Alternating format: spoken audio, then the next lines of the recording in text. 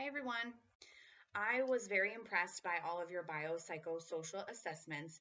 There were a couple themes that I wanted to review with y'all, and some things of interest, particularly regarding macro level social work implications, but also meso and micro, but definitely macro. So, first of all, none of y'all picked Tom, which I think is very interesting because there's about 20 to 22 of you, and no one picked Tom, who is a cisgender LGBTQ male. And there's some cultural things in his case study, if you will, but no one chose him. So I thought that that was really telling in terms of maybe the populations that y'all are interested in. So we had quite a few MENA, which is making me believe that several of y'all are probably interested in PTSD, trauma, complex trauma.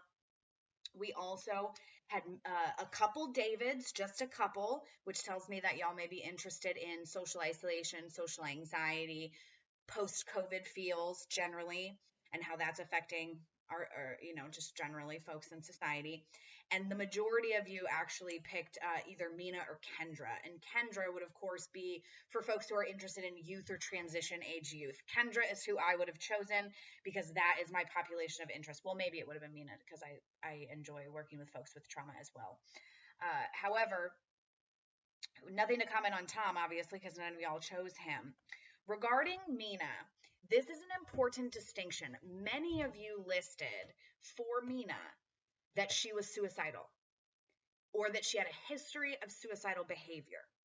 Cutting is categorized as self harm and is not traditionally categorized as suicidality or suicidal behavior when it is in the absence of suicidal thoughts.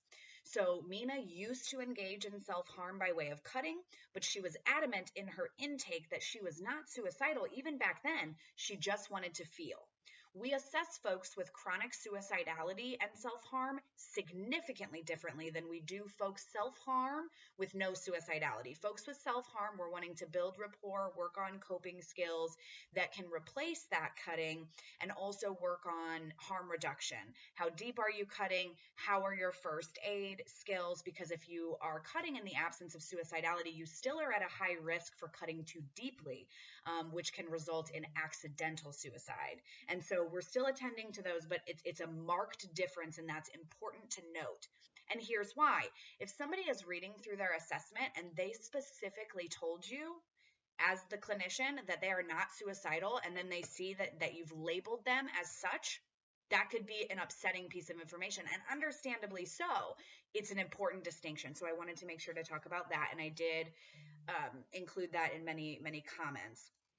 Additionally, many of y'all were confused and redundant in the medical chronic illnesses section compared to the mental health. Many of you under medical diagnosis put mental health diagnoses, and that's not incorrect per se, but the distinction is that we were looking for chronic health issues or other head injuries, concussions, broken ribs, interpartner violence. She got in a car accident. And many of you did not put under her medical conditions 7 miscarriages. Miscarriages is a medical crisis. That was not good grammar. Miscarriages are medical crises for women and their families.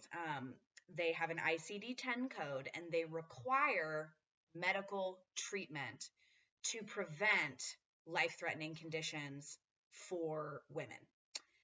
You can probably see where I'm going here. It has never been more important in our nation's history for us as clinicians, particularly if you're like me and you're going to work in the medical system, which is historically an oppressive system, and currently still an oppressive system.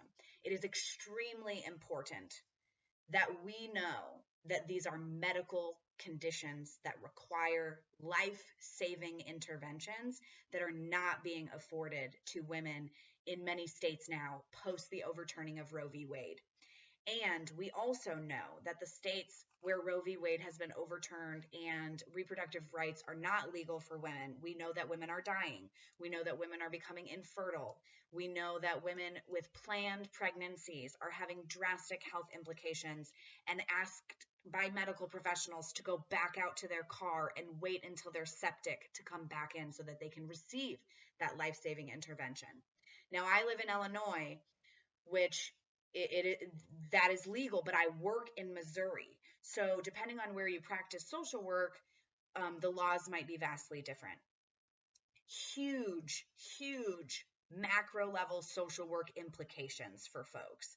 It is also worth noting, and it's important to know as social workers, that in the states where reproductive rights are not being afforded to women and their families, there is a significantly higher infant and mother mortality rate, particularly now after the overturning of Roe v. Wade.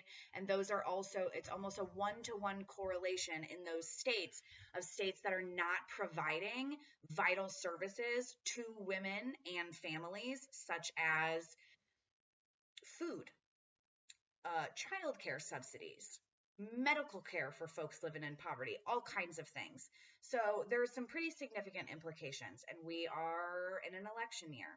As social workers and macro level policy experts, it is definitely our civic duty to get out there and vote, and it is definitely our responsibility to know about the macro level implications of our local and federal laws and how things are affected by policy changes locally and federally.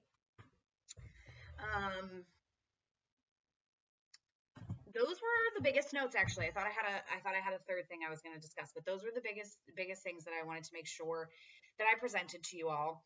I also included a link. Please make sure that you're logging into the course daily, that you are engaging in time management so as not to have any late work, that you're communicating with me and letting me know the level of support that you need.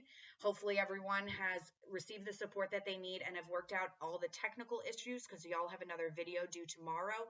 I linked in Rachel Torrey's announcement the updated due dates and everything like that. So make sure that you're reading both my announcements and also Dr. Torrey's. And I'm an email away if y'all need me. Have a great week.